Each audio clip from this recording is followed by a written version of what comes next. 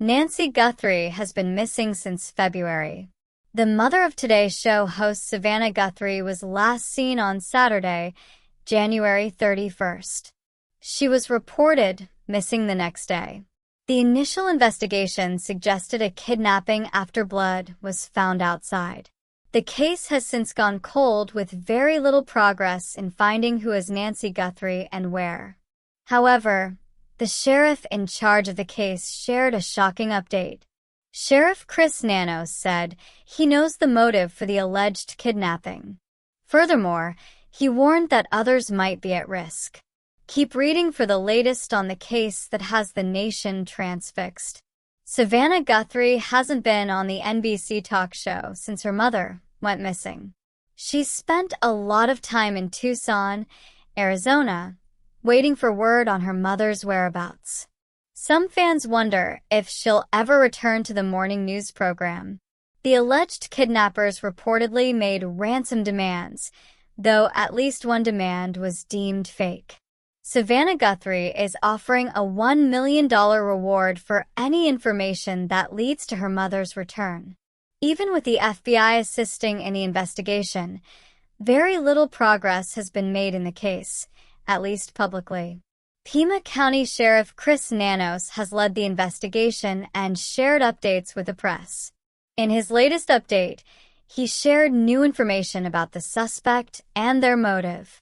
"We believe we know why the kidnapper did this, and we believe that it was targeted, but we're not 100% sure of that," he told NBC News. The sheriff declined to say more about the motive, but said he's known the motive since the beginning. "I think day one, we had some strong beliefs about what happened, and those beliefs haven't diminished. I'm not going to get into those theories. We have our beliefs. Everybody else has theirs," he added. "If the attack was targeted, that means there's no danger, right? Not according to the sheriff. He said there's absolutely a chance the suspect could strike again. It'd be silly to tell people, don't worry about it. You're not his target. You could be.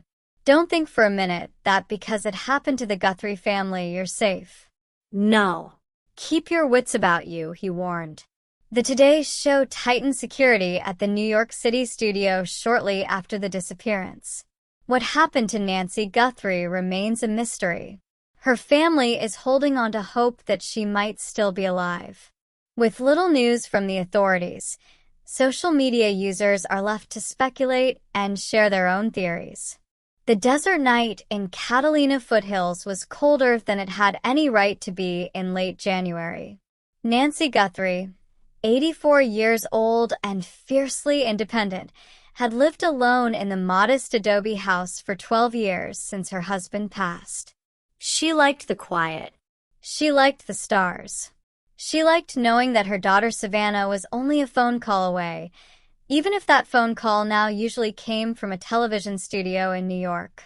At 9:17 p.m. on Saturday, January 31st, 2026, Nancy locked the front door, killed the porch light, and climbed into bed with the latest Louise Penny novel. She never finished Chapter 7. The intruder moved like smoke. Black hoodie, black gloves, a ski mask that turned his face into a featureless oval.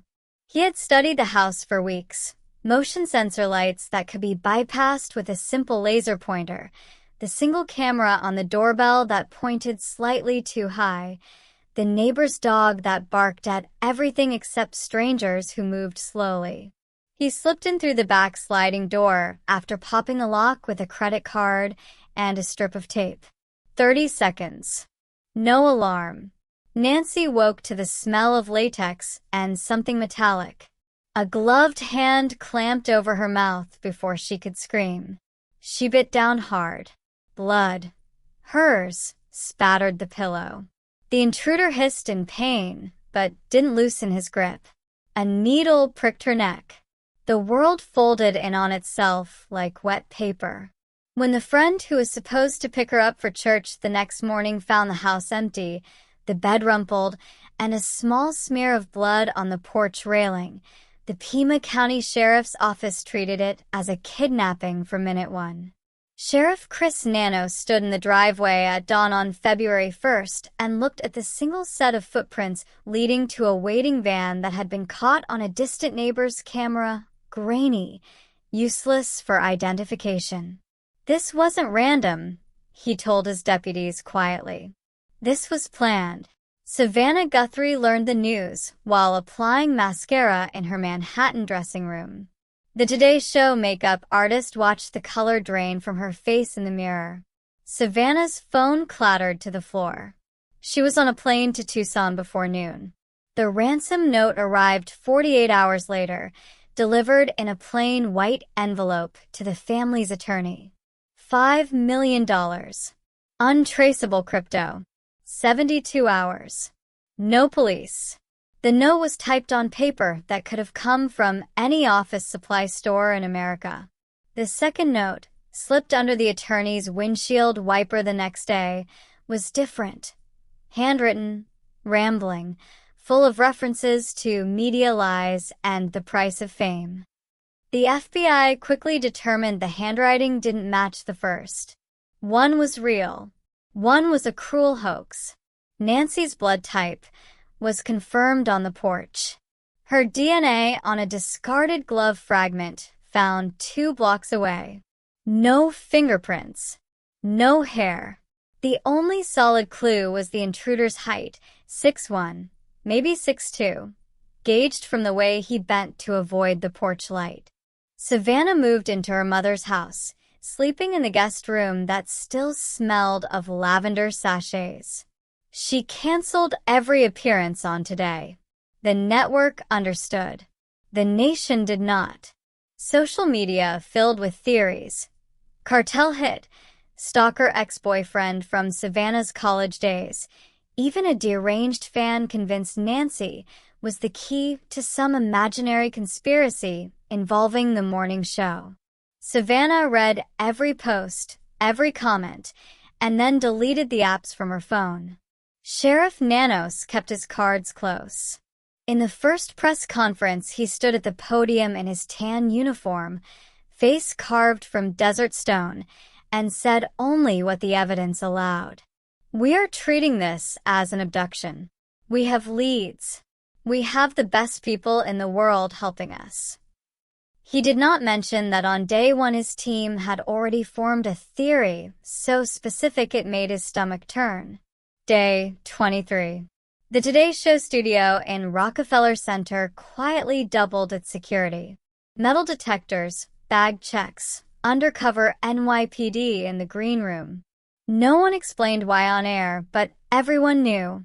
Savannah stood in her mother's kitchen at 2 a.m., staring at the refrigerator covered in grandchildren's drawings and old grocery lists.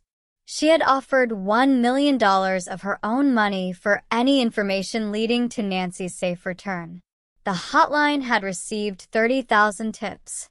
Most were useless. A few were terrifying. She whispered to the empty room, "Mom, if you can hear me, hold on. We're coming." On the other side of Tucson, in a rented storage unit on the south side, the man who called himself only M sat on a folding chair and watched the news on a cheap tablet.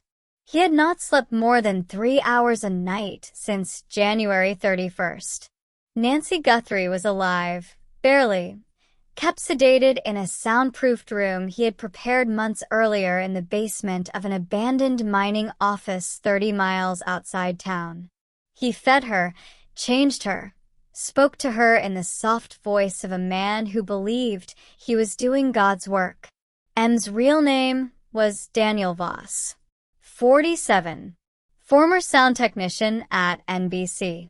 Fired in 2018 after he filed a harassment complaint against a producer who had laughed at his claims that the network was poisoning America with celebrity worship. The complaint went nowhere. Daniel spiraled. Lost his apartment, lost his marriage, found the internet. He had watched Savannah Guthrie for years, not with lust, with rage. She represented everything he hated, the the smiling face of a machine that chewed up ordinary people and spit out sound bites.